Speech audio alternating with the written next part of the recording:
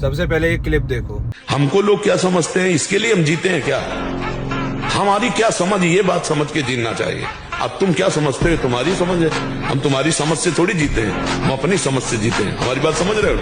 हाँ, किसी की समझ के गुलाम नहीं है हम अपनी समझ से, शास्त्र सम्मत समझ से हम आनंद को भोगते हैं। ये जीवन मस्ती के लिए मिला, किसी समझ के लिए नहीं।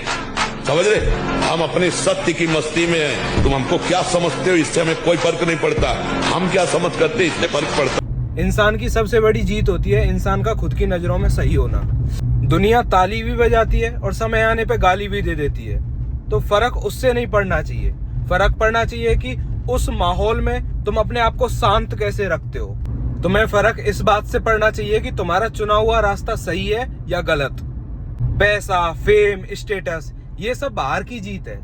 अंदर की जीत है कैरेक्टर। और याद रखना, अगर तुम अंदर से हार गए ना, तो बाहर की जीत के कोई मायने नहीं है। इसलिए कॉम्प्रोमाइज मत करो अपनी वैल्यूज के साथ, अपनी सेल्फ रेस्पेक्ट के साथ। थोड़ा टाइम लगेगा, थोड़ा स्ट्रगल होगा, लेकिन अगर तुम खुद को रेस्पेक्ट करने लग गए ना, तो दुनिया तुम्हें अपने आप रेस्पेक्ट देने लग जाएगी। ये बात याद रखना।